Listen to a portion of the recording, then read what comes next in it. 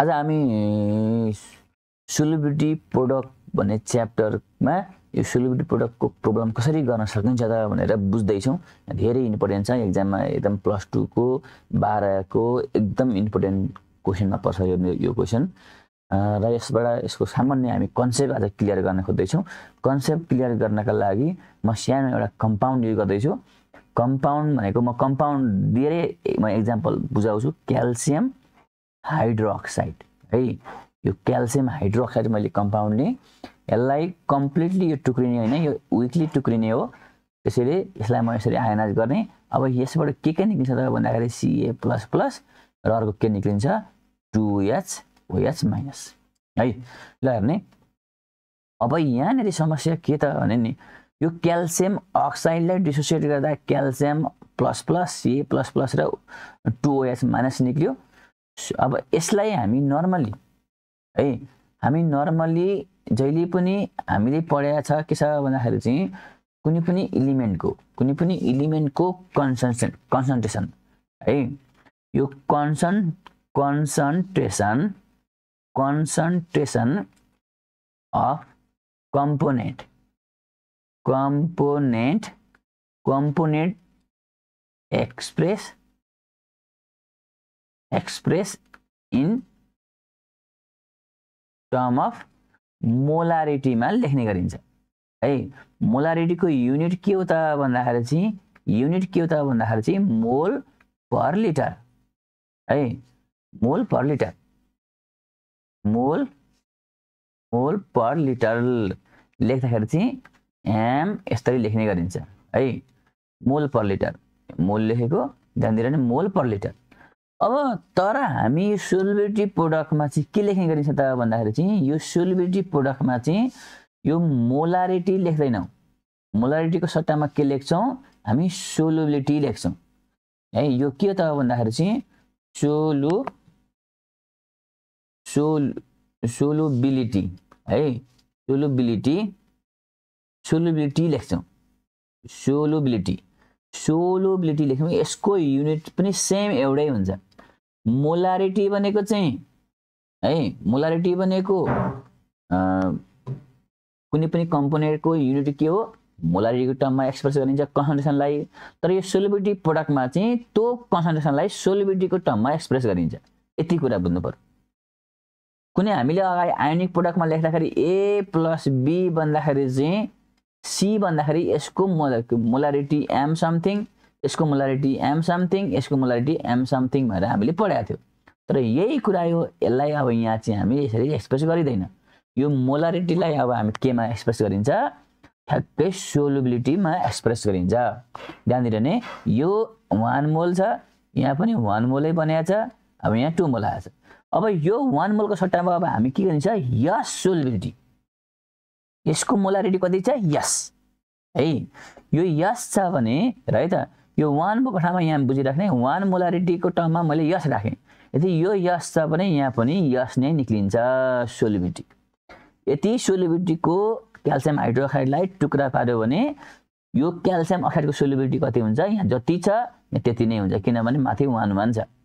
तर यसैमा बुझिरहने, यो OH को कन्सन्ट्रेसन कति आयो त, Ca+ को कन्सन्ट्रेसन यस आयो भने OH को कन्सन्ट्रेसन कति आयो त भन्दा यो 2 को मिनिङ के, यो 1 मोलारिटी 1 मोल अफ क्याल्सियम हाइड्रोक्साइडलाई टुक्राउँदाखेरि 2 मोल बन्छ भने यस सोल्युबिलिटी भएको क्याल्सियम हाइड्रोक्साइडलाई टुक्रा पार्यो भने यो कति निक्लिन्छ, 2S नै निक्लिन्छ।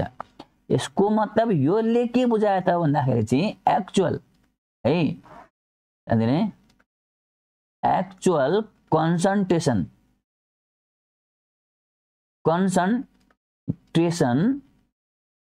of OH- ion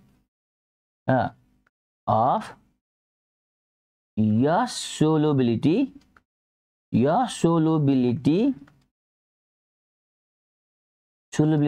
of calcium hydroxide भनेर बुझ्नु पर्यो है। यो सोल्युबिलिटी भएको क्याल्सियम हाइड्रोक्साइड को अब यसलाई कन्सन्ट्रेसन भनेर बुझे पनि भयो, तर यहाँ हामी सोल्युबिलिटी प्रोडक्टमा चाहिँ के बुझ्छौं, सोल्युबिलिटी भनेर बुझ्छौं। यसको सोल्युबिलिटी कति छ, OH- को 2S छ भनेर बुझ्नु पर्यो। किनभने यो डबल छ, यसको जति छ यसको जस्ट डबल आउँछ हैन त। जस्तै हामीले अगाडि पढाएको छ नि हैन, अगाडि यो 2 आउने बित्तिकै यसको कन्सन्ट्रेसन पनि के हुन्छ, डबल हुन्छ। हो यति कुरा यो बुझ्नु पर्यो। अब आयो कुरा के छ त भन्दाखेरि फर्मुलामा KSP अफ CaOH को होल 2 बराबर सुन्ने है, यसको सोल्युबिलिटी प्रोडक्ट निकाल्नका लागि फर्मुला के हो त भन्दाखेरि चाहिँ सुरुमा यो कम्पाउन्डलाई आयनाइज गर्दा यसलाई टुक्रा पारेर के बन्छ, Ca++ आयन लेख्ने है, त्यसपछि OH माइनस आयन बन्यो।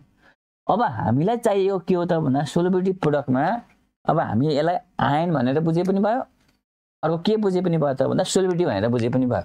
नर्मली हामी आयोनिक प्रोडक्टकै कन्सेप्ट तरिका बुझाउन कोसिस गर्दा सजिलो हुन्छ।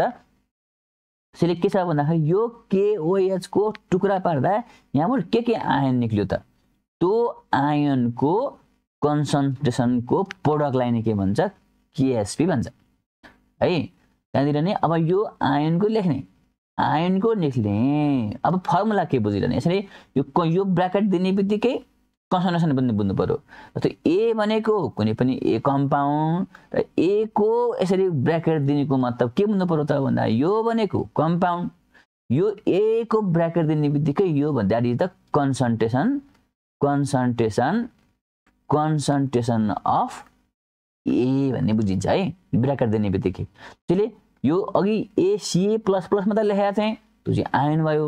अब यो Ca++ को ब्र्याकेट दिने बित्तिकै के बुझ्नु पर्यो त भन्दा यसको कन्सन्ट्रेसन पनि बुझाउनु पर्यो, Ca++ को कन्सन्ट्रेसन द्याट इज। त्यसपछि OH, यो पनि OH को कन्सन्ट्रेसन।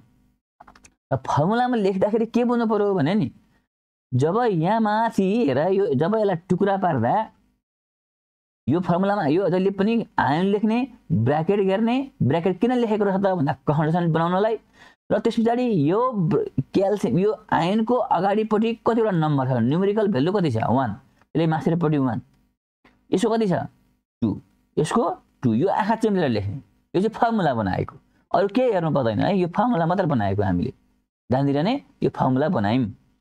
यति फर्मुला बनाइसके पछाडि अब रह्यो के गर्ने त, भ्यालु कसरी राख्ने त, यो KSP छँदैछ, भ्यालु अलरेडी गिभन दिएको छ, यो कहिले पनि भ्यारी हुँदैन, जुनै टेम्परेचरमा पनि एउटै हो। अब यो क्याल्सियमको सोल्युबिलिटी राख्ने है त। अब यहाँ चाहिँ कति दिएको छ हेर त, यस, क्याल्सियमको कन्सन्ट्रेसन कति छ, यस, त्यसैले यस इन्टु है। अब यहाँ झुकिन्छ, मैले सिकाउन खोजेको यसमै हो, यसको सपोर्टबाट अरूमा पनि काम लाग्छ। यो 2 किन लेखेको हो भन्दाखेरि फर्मुला, जहिले पनि फर्मुला लेख्दाखेरि न्युमेरिकल भ्यालुको कोफिसिएन्ट लेख्नुपर्छ माथि। यो न्युमेरिकल कोफिसिएन्टको न्युमेरिकल कोफिसिएन्टलाई भनेको यो आयनको न्युमेरिकल कोफिसिएन्टलाई पावरको टर्ममा लेख्नुपर्छ फर्मुला बनाउँदा जहिले पनि। अब यसको कन्सन्ट्रेसन चाहिएको छ, हामी अघि पढेको छ नि, यो यस टुक्रा पार्दा यस सोल्युबिलिटी भएको क्याल्सियम हाइड्रोक्साइडलाई टुक्रा पार्दा कति सोल्युबिलिटी भएको OH निक्लिन्छ, 2S निक्लिन्छ, धेरै निक्लिन्छ हैन त, धेरै निक्लिएको हो नि त, डबल निक्लिएको है। यसको यहाँ माथि हेर्दा यहाँ थाहा हुन्छ, यसको 1 छ भने यो त 2 छ भने यो यसको भन्दा जस्ट डबल कम्पाउन्ड आयो, धेरै बन्यो, यो धेरै प्रोडक्ट आयो। यसको मतलब यहाँ पनि सोल्युबिलिटी यस छ भने यसको कम्पोनेन्ट यो OH आयनको कन्सन्ट्रेसन चाहिँ 2S हुन्छ, यो द्याट इज द कन्सन्ट्रेसन। यहाँ मैले लेखिरहेको छु यो बुझुकिन्छ भनेर, यो 2S भनेको मतलब यहाँ नम्बरतिर हेर्ने हैन, यो पुरै भ्यालु चाहिँ के हो त भन्दाखेरि OH को कन्सन्ट्रेसन हो। त्यसो भए यहाँ लेख्ने यहाँ भित्र यहाँ लेख्नु पर्यो के OH को कन्सन्ट्रेसन लेख्नु पर्यो। त्यसो भए हामीले OH को कन्सन्ट्रेसन कति छ, 2S छ, अनि यसको फर्मुलाको 2 र यहाँ 2 लेख्छ, यहाँ 2 लेख्नु हुँदैन भन्ने खालको झुकिने म्याक्सिममको समस्या हुन्छ, त्यो होइन। यो 2 भनेको फर्मुलाबाट आएको, यो भित्रको 2 भनेको चाहिँ के हो त भन्दाखेरि यो कन्सन्ट्रेसनबाट आएको। त्यसैले ध्यान दिएर नै यो चाहिँ मैले तिमीलाई यहाँनिर यसरी गरिदिएको, यो यसरी लेख्ने गरिन्छ। यति गरिसके पछाडि सोल्युबिलिटी प्रोडक्टको नर्मली अब जुनै पनि तिमीहरू राख, यसको लागि म एउटा एक्जाम्पल सानो डेमो देखाउँछु। A2O3 यसलाई टुक्रा पारौँ, टुक्रा पार्दा के भयो त भन्दाखेरि चाहिँ यहाँ के आयो त भन्दाखेरि चाहिँ ए यहाँ कतिवटा ए हुन्छ, 2टा A+++, त्यसबाट यहाँ 3टा O माइनस। त्यसो भए यसको यस छ भने यसको कति हुन्छ है, कन्सन्ट्रेसनको कुरा गर्दैछु है अहिले चाहिँ हामी के गर्ने, यो यस छ भने यो 2S, यो कति हुन्छ 3s। त्यसो भए फर्मुला अब हेर फर्मुला हेर्ने यो फर्मुलामा यो तल यो के हेर्ने हैन यो हेर्ने नि हुँदैन फर्मुलामा यो हेर्यो भने कन्फ्युजन हुन्छ। अब के गर्ने यो माथिको आयन मात्र हेर्ने फर्मुलामा KSP अफ A2S3 बराबर चाहिँ A2O3 बराबर चाहिँ के हुन्छ त भन्दाखेरि चाहिँ ध्यान दिने A+++ यसलाई यसको अगाडिको कोएफिसिएन्टले माथि पावर गर्ने यतापट्टिको यसको पनि O माइनसको कोएफिसिएन्टले के गर्ने पावर गर्ने। यो भनेको सिधै यहाँ माथिबाट फर्मुला बनाउने। त्यसपछि अब भेल्यु राख्नु पर्यो। यसको कन्डिसन राख्नु भने हो कि हैन हो। यसको कन्डिसन कति छ यति छ 2s को माथि पावर अनि त्यसपछि कति छ अर्को 3s को माथि क्यूब। कुरो बुझ्यो कि बुझेन? यति गरिसकेपछि हामी सोल्युबिलिटी प्रोडक्टको प्रब्लमहरु सल्भ गर्न सक्छौं। Thank you, best of lock.